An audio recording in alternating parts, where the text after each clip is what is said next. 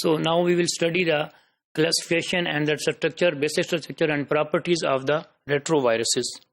Basically, every retrovirus have these things already present inside it. Maybe some of the retroviruses maybe have something more, but basic things which are the basic ingredient, you can say, of the retroviruses is an envelope.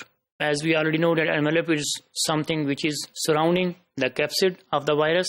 Then envelope protein, of course, will be there. A capsid which is surrounding, just you can see in the diagram, a capsid which is surrounding the against DNA material, RNA material of the virus, of the retroviruses, which are the RNA, and the two molecules of RNA which are similar to each other. Of course, they will be present inside. And then reverse transcriptase. Reverse transcriptase enzyme are very important as far as the retrovirus's life cycle is concerned, and they will be present here. Now here in the diagram you can see there is envelope protein and ENV. ENV are actually the genes which are coding them and which will give them after the transcription, and after the they will translate them towards the envelope protein. We will see this in detail.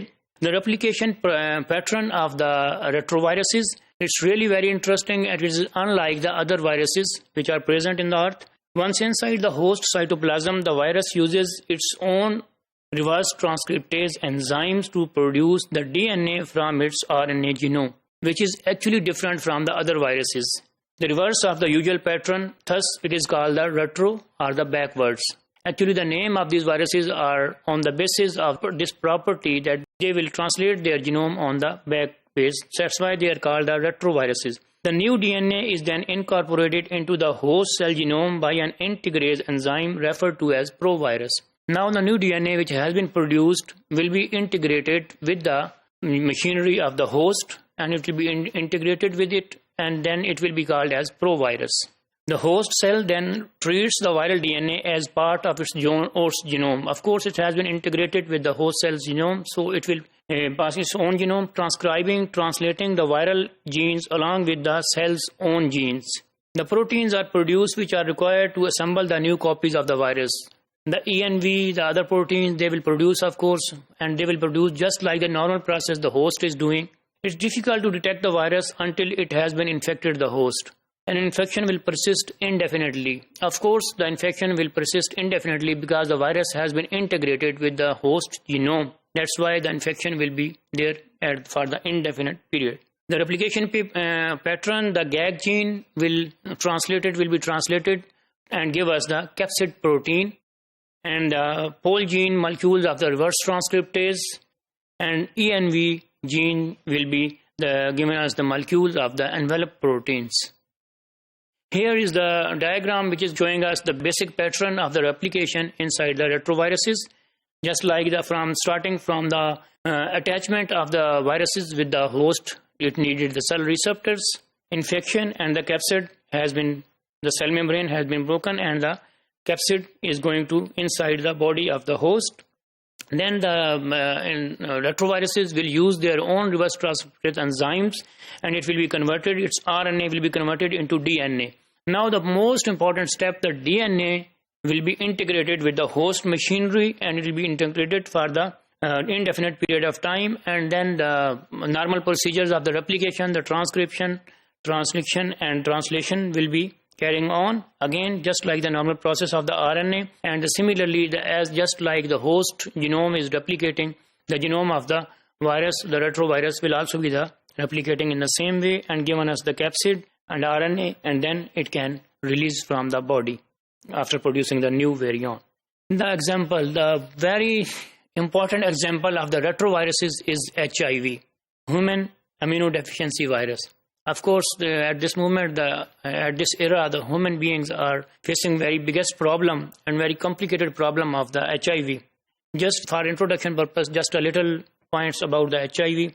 At this moment, it is the most important immunosuppressing virus, causes the immunosuppression, and there are two species, the HIV-1 and HIV-2, and causing the disease of AIDS, acquired immune deficiency syndrome. How the retroviruses, or we can say the HIV was discovered. Actually, scientists already know about the HIV, but they think that the HIV-1 and HIV-2 are only present in the primates, and they are causing the disease in the primates. However, in February 1997, working on the Parkinson's disease, there was need to be transplanted the pig's tissue to the human beings to treat the fetal pig serum, actually to treat the Parkinson's disease in the human beings. But it come to know that it is causing the biggest burden on the immune system of the human beings in the presence of, and there was a danger that our tissue will be rejected if we have transplanted that tissue from the pigs towards the human beings. So scientists studied that how the tissue will be rejected. What is the reason? Then we come to know that HIV can also act in the human beings, and HIV 1 and 2 human beings can also be infected with these. So recipient's immune system need to suppress, of course, to avoid the rejection. For any kind of transplant, we need to suppress the immune system because to avoid the rejection of that special organ. HIV 1 and HIV 2 retroviruses were the primates, but now we know that they are already, they can infect the human beings too. The transmission point of view, the HIV viruses, of course, all the body fluids are very important as far as the HIV is concerned, because whenever the body fluids are exchanged, it is very dangerous to transmit the disease. Most importantly, blood is important. Whenever there comes the blood, care should be taken, especially in the syringes, the use of the syringes, the disposable syringes.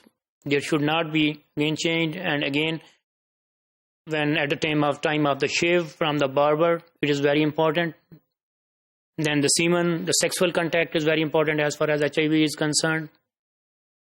Pre-seminal fluid, again, it's very important. Then the rectal fluids are playing the same parts as far as the rectal fluids, the vaginal fluids, and the breast milk is also a very important cause of the transmission of the disease.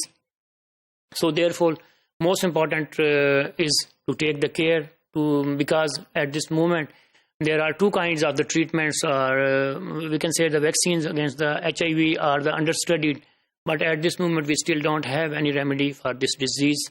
So care is much better than prevention. Prevention is much better than treatment.